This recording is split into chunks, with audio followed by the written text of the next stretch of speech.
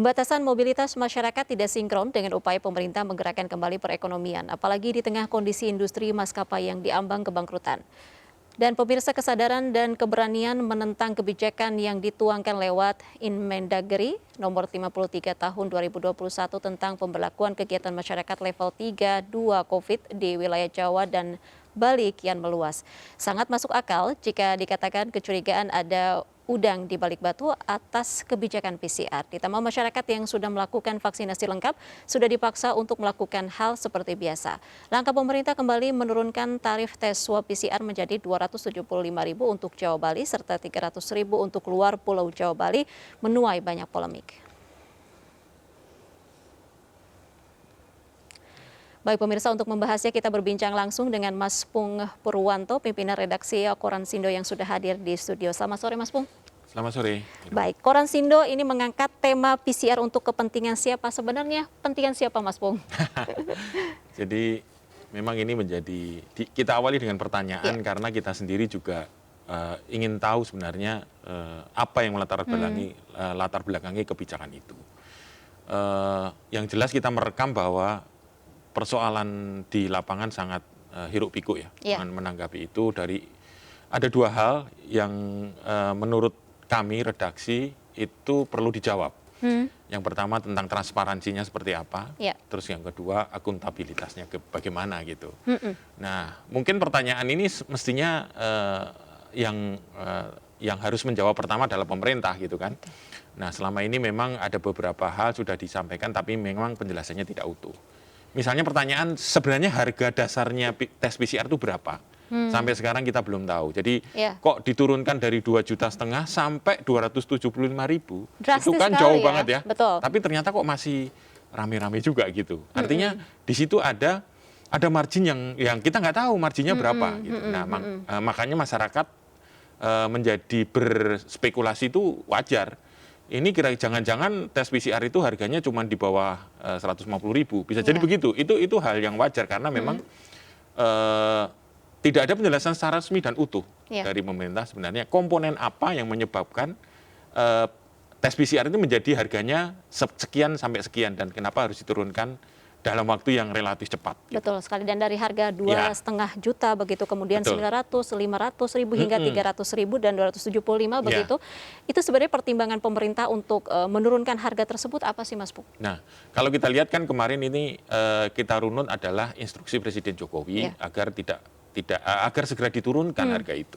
Nah, masalahnya adalah harga itu ternyata ada argumen yang menyatakan di luar negeri masih lebih mahal gitu dan kita termasuk yang murah. Nah kita kan nggak ngerti sebenarnya di sana bagaimana, di sini bagaimana kan ini pembandingannya harus apple to apple. Nah yang jelas kalau itu diterapkan di sini berarti pertimbangan untuk beban terhadap masyarakat itu yang mungkin yang harus menjadi pilihan utama untuk membuat kebijakan gitu. Tapi sejauh ini pemerintah sudah melakukan evaluasikah terhadap harga tes PCR tersebut? Nah evaluasinya kan internal. Kan evaluasi kan internal. Makanya tadi kalau ada masukan bahwa sebenarnya masyarakat perlu dilibatkan. Karena ini urusan negara, urusan masyarakat banyak yang jadi tidak bisa diputuskan secara sepihak. Baik oleh pemerintah, DPR, mungkin juga libatkan oleh masyarakat sipil, perlu juga oleh pers juga gitu. Biar kita tetap sama-sama mengawal agar kebijakan ini benar-benar sesuai dengan apa yang dimaksudkan gitu. Ya artinya dibutuhkan transparansi gitu ya untuk disampaikan pada masyarakat. Lalu sistem transparansi yang seperti apa yang memang diharapkan oleh masyarakat? Ya paling tidak ada pengumuman secara berkala gitu ya, atau disampaikan secara konvers oleh Satgas, oleh Pak Luhut gitu, menyampaikan bahwa harga PCR itu segini komponennya ini. Nah mungkin disampaikan, jadi masyarakat bisa tahu. Nah ini kita belum bicara soal bagaimana pelaksanaan di lapangan. Kan? Betul.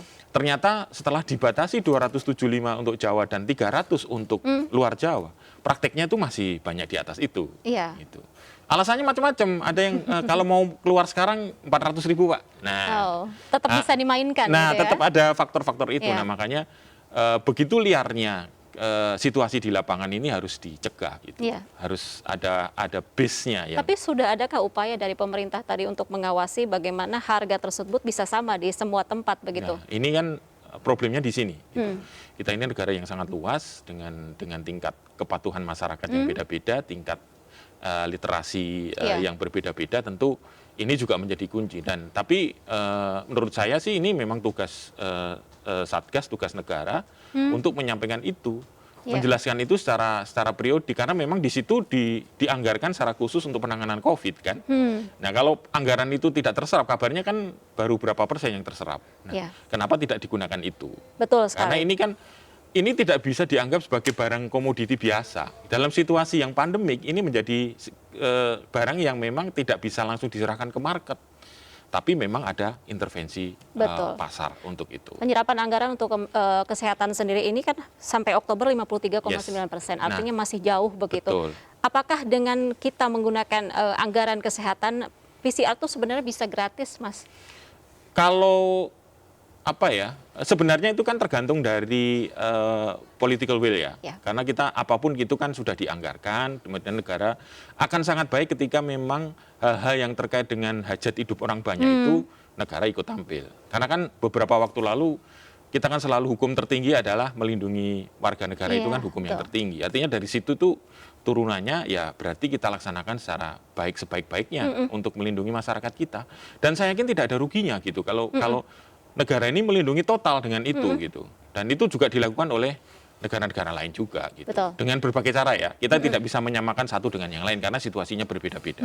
Tapi paling tidak komitmen itu kelihatan gitu. Komitmen itu kelihatan. Makanya kita minta agar tadi juga ada ya kalau misalnya dulu kalau ada masalah-masalah yang menjadi perhatian publik itu kan DPR sangat responsif ya, membentuk pansus, kemudian lintas komisi. Nah ini saya pikir kita harus ke arah sana. Artinya memang harus ada upaya kelembagaan untuk mengungkap ini gitu. Karena kalau 2 tahun masa pandemi kemudian dibiarkan begini saja, ini kan tadi dalam tanda kutip semuanya kan jadi liar. Iya, gitu kan? Betul sekali. Nah tadi berkaitan dengan penyerapan anggaran kesehatan, kenapa begitu kurang begitu, tidak maksimal? Apa evaluasinya? Nah itu, makanya kita juga perlu dibuka dulu, ini anggarannya kemana-kemana. Ini kan mungkin yang paling berwenang adalah DPR gitu kan. Ya mungkin DPR atau masyarakat NGO juga bisa harus perlu tahu seperti apa anggarannya untuk apa aja nih. Dan kalau kan nanti bisa ngukur juga tingkat kemampuan untuk mensubsidinya sampai sejauh mana, ya kan? Nah dari situ baru nanti kita lihat gitu. Nah itu menjadi perhatian lah untuk kami agar kita mengetuk para pemangku kebijakan ini untuk segera melakukan evaluasi dari internal, kemudian dari sisi pengawas juga melakukan tindakan-tindakan yang semestinya harus dilakukan gitu. Betul sekali. Mas Pung, yang menarik adalah mengenai importir alat PCR begitu yang ternyata naik drastis begitu di Oktober kalau dibandingkan Juni ya. Juni padahal kasusnya itu sedang tinggi, tapi Oktober landai ini peningkatannya luar biasa begitu. Lalu apa sebenarnya Mas Pung yang menyebabkan para bisnismen begitu pede gitu?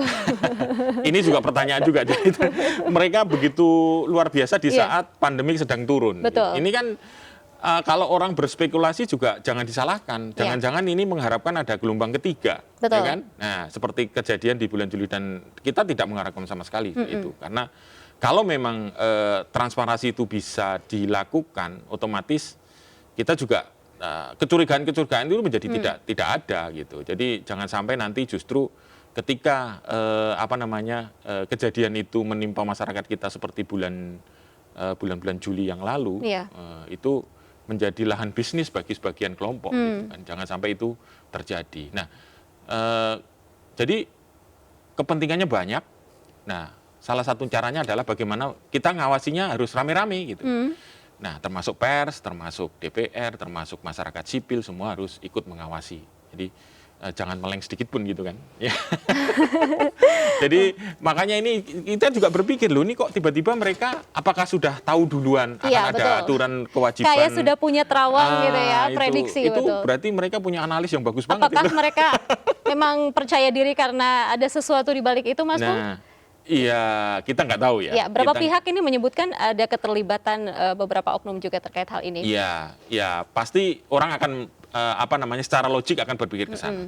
Dan itu hal yang wajar menurut saya karena tidak ada penjelasan sampai detail. Jadi untuk para pemangku kepentingan, para para pengambil kebijakan segera menjelaskan secara utuh, kalau perlu semuanya duduk bareng dari Menteri Kesehatan, Satgas BNPB, Mendagri, kemudian Menteri Perhubungan, nanti menjelaskan satu-satu nih kepada semua wartawan, disiarkan secara langsung.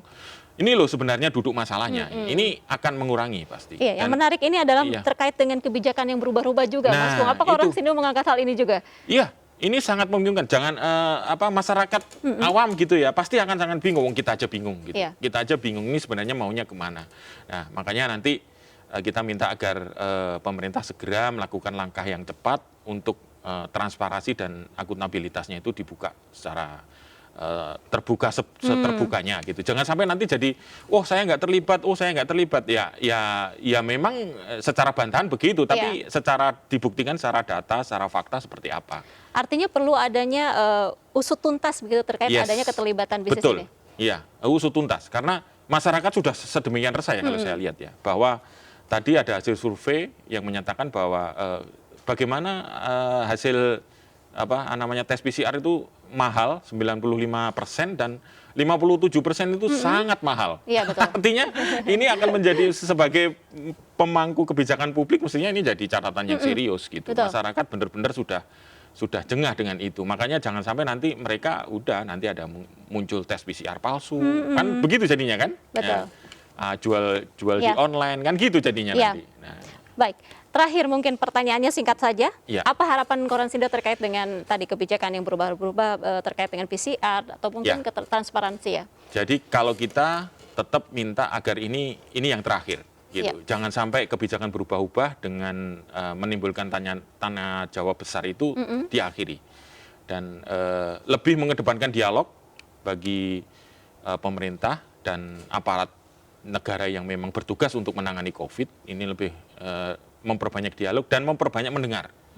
Jadi kalau hari ini banyak bicara instruksi ya, mereka sekarang harus mendengar dan berbesar hati untuk benar-benar mempertimbangkan kepentingan masyarakat ini gitu. Yang sudah benar-benar sekarang kan udah menurun, mulai pulih, jangan sampai mereka tersakiti dengan cara seperti ini. Betul, kita harapkan tentu saja ada transparansi dari Betul. pemerintah terkait hal ini supaya tidak ada prasangka buruk ya seperti Benar. disampaikan. Iya. Terima kasih Mas Pung Baik. Purwanto, pimpinan redaksi Koran Sindo sudah berbagi informasi Siap. bersama kami. Selamat Iya. sore dan Selamat salam sore. sehat. Oke. Baik pemirsa, kami akan kembali usai jeda, tetaplah bersama kami.